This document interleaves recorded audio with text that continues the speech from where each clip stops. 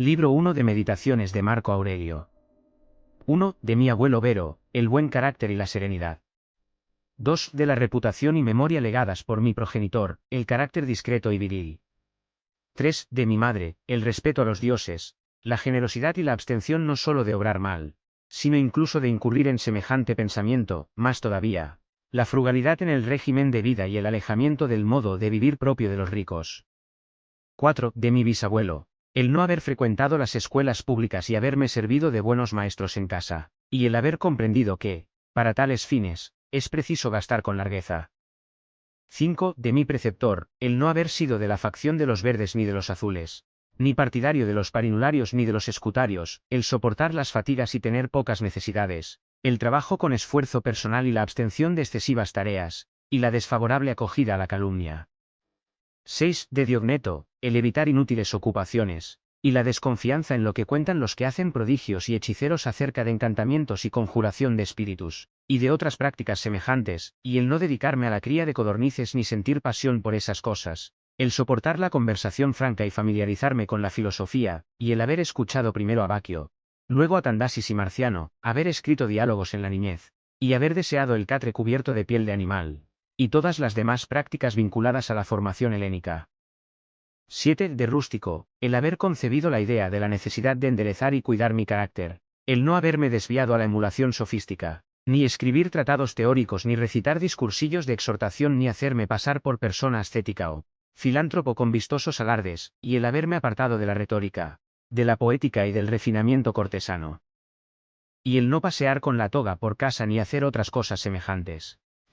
También el escribir las cartas de modo sencillo, como aquella que escribió él mismo desde Sinuesa a mi madre, el estar dispuesto a aceptar con indulgencia la llamada y la reconciliación con los que nos han ofendido y molestado, tan pronto como quieran retractarse, la lectura con precisión, sin contentarme con unas consideraciones globales, y el no dar mi asentimiento con prontitud a los charlatanes, el haber tomado contacto con los recuerdos de Epicteto, de los que me entregó una copia suya. 8. De Apolonio, la libertad de criterio y la decisión firme sin vacilaciones ni recursos fortuitos, no dirigir la mirada a ninguna otra cosa más que a la razón, ni siquiera por poco tiempo, el ser siempre inalterable, en los agudos dolores, en la pérdida de un hijo, en las enfermedades prolongadas, el haber visto claramente en un modelo vivo que la misma persona puede ser muy rigurosa y al mismo tiempo desenfadada, el no mostrar un carácter irascible en las explicaciones, el haber visto a un hombre que claramente consideraba como la más ínfima de sus cualidades la experiencia y la diligencia en transmitir las explicaciones teóricas, el haber aprendido cómo hay que aceptar los aparentes favores de los amigos, sin dejarse sobornar por ellos ni rechazarlos sin tacto. 9. De Sexto, la benevolencia, el ejemplo de una casa gobernada patriarcalmente, el proyecto de vivir conforme a la naturaleza, la dignidad sin afectación, el atender a los amigos con solicitud, la tolerancia con los ignorantes y con los que opinan sin reflexionar, la armonía con todos, de manera que su trato era más agradable que cualquier adulación, y le tenían en aquel preciso momento el máximo respeto, la capacidad de descubrir con método inductivo y ordenado los principios necesarios para la vida, el no haber dado nunca la impresión de cólera ni de ninguna otra pasión. Antes bien, el ser el menos afectado por las pasiones y a la vez el que ama más entrañablemente a los hombres, el elogio, sin estridencias, el saber polifacético, sin alardes.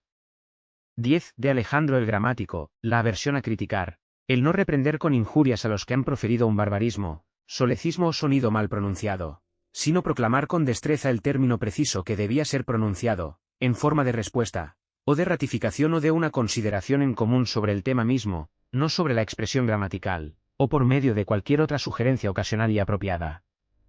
11. De Frontón, el haberme detenido a pensar cómo es la envidia, la astucia y la hipocresía propia del tirano, y que, en general, los que entre nosotros son llamados eupátridas, son, en cierto modo, incapaces de afecto.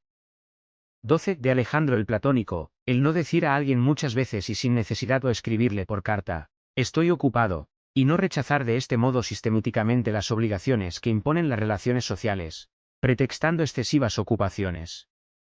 13. De Catulo, el no dar poca importancia a la queja de un amigo, aunque casualmente fuera infundada, sino intentar consolidar la relación habitual, el elogio cordial a los maestros, como se recuerda que lo hacían Domicio y Atenódoto, el amor verdadero por los hijos. 14. De mi hermano, Severo, el amor a la familia, a la verdad y la justicia, el haber conocido, gracias a él, a Traseas, Elvidio, Catón, Dion, Bruto, el haber concebido la idea de una constitución basada en la igualdad ante la ley, regida por la equidad y la libertad de expresión igual para todos, y de una realeza que honra y respeta, por encima de todo, existe en el texto griego una laguna. Farquharson, para salvar el sentido de la frase, sobreentiende, en la vida de sociedad, la libertad de sus súbditos. De él también, la uniformidad y constante aplicación al servicio de la filosofía, la beneficencia y generosidad constante, el optimismo y la confianza en la amistad de los amigos, ningún disimulo para con los que merecían su censura, el no requerir que sus amigos conjeturaran que quería o que no quería, pues estaba claro. 15. De Max Sirno, el dominio de sí mismo y no dejarse arrastrar por nada, el buen ánimo en todas las circunstancias y especialmente en las enfermedades, la moderación de carácter, dulce y a la vez grave, la ejecución sin refunfuñar de las tareas propuestas, la confianza de todos en él, porque sus palabras respondían a sus pensamientos y en sus actuaciones procedía sin mala fe, el no sorprenderse ni arredrarse, en ningún caso precipitación o lentitud, ni impotencia, ni abatimiento, ni risa, carcajadas, seguidas de accesos de ira o de recelo.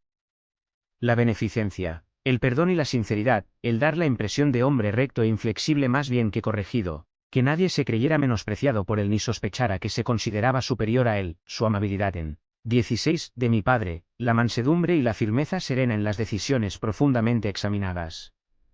El no vanagloriarse con los honores aparentes, el amor al trabajo y la perseverancia, el estar dispuesto a escuchar a los que podían hacer una contribución útil a la comunidad. El distribuir sin vacilaciones a cada uno según su mérito. La experiencia para distinguir cuando es necesario un esfuerzo sin desmayo, y cuando hay que relajarse. El saber poner fin a las relaciones amorosas con los adolescentes, la sociabilidad y el consentir a los amigos que no asistieran siempre a sus comidas y que no le acompañaran, necesariamente en sus desplazamientos, antes bien, quienes le habían dejado momentáneamente, por alguna necesidad le encontraban siempre igual. El examen minucioso en las deliberaciones y la tenacidad, sin eludir la indagación, satisfecho con las primeras impresiones. El celo por conservar los amigos, sin mostrar nunca disgusto ni loco apasionamiento. La autosuficiencia en todo y la serenidad, la previsión desde lejos y la regulación previa de los detalles más insignificantes sin escenas trágicas. La represión de las aclamaciones y de toda adulación dirigida a su persona. El velar constantemente por las necesidades del imperio. La administración de los recursos públicos y la tolerancia ante la crítica en cualquiera de estas materias, ningún temor supersticioso respecto a los dioses ni disposición para captar el favor de los hombres mediante agasajos o lisonjas al pueblo, por el contrario, sobriedad en todo y firmeza, ausencia absoluta de gustos vulgares y de deseo innovador. El uso de los bienes que contribuyen a una vida fácil y la fortuna se los había deparado en abundancia, sin orgullo y a la vez sin pretextos, de manera que los acogía con naturalidad, cuando los tenía, pero no sentía necesidad de ellos, cuando le faltaban. El hecho de que nadie hubiese podido tacharle de sofista, bufón o pedante, por el contrario, era tenido por hombre maduro, completo, inaccesible a la adulación, capaz de estar al frente de los asuntos propios y ajenos. Además, el aprecio por quienes filosofan de verdad, sin ofender a los demás ni dejarse tampoco embaucar por ellos, más todavía, su trato afable y buen humor, pero no en exceso. El cuidado moderado del propio cuerpo, no como quien ama la vida, ni con coquetería ni tampoco negligentemente, sino de manera que, gracias a su cuidado personal, en contadísimas ocasiones tuvo necesidad de asistencia médica, de fármacos o emplastos. Y especialmente, su complacencia, exenta de envidia, en los que poseían alguna facultad, por ejemplo, la facilidad de expresión, el conocimiento de la historia, de las leyes, de las costumbres o de cualquier otra materia, su ahínco en ayudarles para que cada uno consiguiera los honores acordes a su peculiar excelencia, procediendo en todo según las tradiciones ancestrales, pero procurando no hacer ostentación ni siquiera de esto, de velar por dichas tradiciones. Además, no era propicio a desplazarse ni a agitarse fácilmente, sino que gustaba de permanecer en los mismos lugares y ocupaciones. E inmediatamente, después de los agudos dolores de cabeza, rejuvenecido y en plenas facultades, se entregaba a las tareas habituales. El no tener muchos secretos, sino muy pocos, excepcionalmente, y solo sobre asuntos de Estado. Su sagacidad y mesura en la celebración de fiestas, en la construcción de obras públicas, en las asignaciones y en otras cosas semejantes, Es propia de una persona que mira exclusivamente lo que debe hacerse, sin tener en cuenta la aprobación popular a las obras realizadas. Ni baños a destiempo, ni amor a la construcción de casas, ni preocupación por las comidas, ni por las telas, ni por el color de los vestidos, ni por el buen aspecto de sus servidores. El vestido que llevaba procedía de su casa de campo en Lorío, y la mayoría de sus enseres, de la que tenía en Lanubio. ¿Cómo trató al recaudador de impuestos en Túsculo que le hacía reclamaciones? Y todo su carácter era así, no fue ni cruel, ni hosco, ni duro, de manera que jamás se habría podido decir de él, Yasuda, sino que todo lo había calculado con exactitud, como si le sobrara tiempo, sin turbación, sin desorden, con firmeza, concertadamente. Y encajaría bien en lo que se recuerda de Sócrates, que era capaz de abstenerse y disfrutar de aquellos bienes, cuya privación debilita a la mayor parte, mientras que su disfrute les hace abandonarse a ellos. Su vigor físico y su resistencia, y la sobriedad en ambos casos son propiedades de un hombre que tiene un alma equilibrada e invencible, como mostró durante la enfermedad que le llevó a la muerte. 17. De los dioses, el tener buenos abuelos, buenos progenitores, buena hermana, buenos maestros, buenos amigos íntimos, parientes y amigos, casi todos buenos, el no haberme dejado llevar fácilmente nunca a ofender a ninguno de ellos, a pesar de tener una disposición natural idónea para poder hacer algo semejante, si se hubiese presentado la ocasión. Es un favor divino que no se presentara ninguna combinación de circunstancias que me pusiera a prueba, el no haber sido educado largo tiempo junto a la concubina de mi abuelo, el haber conservado la flor de mi juventud y el no haber demostrado antes de tiempo mi virilidad, sino incluso haberlo demorado por algún tiempo, el haber estado sometido a las órdenes de un gobernante, mi padre, que debía arrancar de mí todo orgullo y llevarme a comprender que es posible vivir en palacio sin tener necesidad de guardia personal, de vestidos suntuosos, de candelabros, de estatuas y otras cosas semejantes y de un lujo parecido, sino que es posible ceñirse a un régimen de vida muy próximo al de un simple particular, y no por ello ser más desgraciado o más negligente en el cumplimiento de los deberes que soberanamente nos exige la comunidad. El haberme tocado en suerte un hermano capaz, por su carácter, de incitarme al cuidado de mí mismo y que, a la vez, me alegraba por su respeto y afecto, el no haber tenido hijos subnormales o deformes, el no haber progresado demasiado en la retórica, en la poética y en las demás disciplinas, en las que tal vez me habría detenido, si hubiese percibido que progresaba a buen ritmo. El haberme anticipado a situar a mis educadores en el punto de dignidad que estimaba deseaban, sin demorarlo, con la esperanza de que, puesto que eran todavía jóvenes, lo pondría en práctica más tarde. El haber conocido a Apolonio, Rústico, Máximo.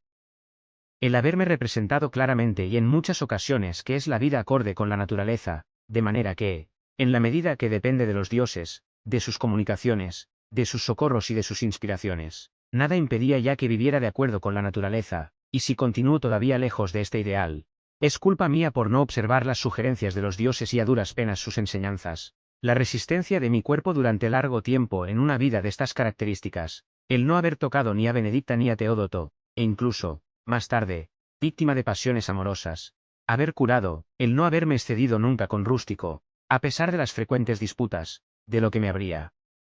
arrepentido, el hecho de que mi madre, que debía morir joven, viviera, sin embargo, conmigo sus últimos años, el hecho de que cuantas veces quise socorrer a un pobre o necesitado de otra cosa, jamás oí decir que no tenía dinero disponible, el no haber caído yo mismo en una necesidad semejante como para reclamar ayuda ajena, el tener una esposa de tales cualidades, tan obediente, tan cariñosa, tan sencilla, el haber conseguido fácilmente para mis hijos educadores adecuados, el haber recibido, a través de sueños, remedios, sobre todo para no escupir sangre y evitar los mareos, y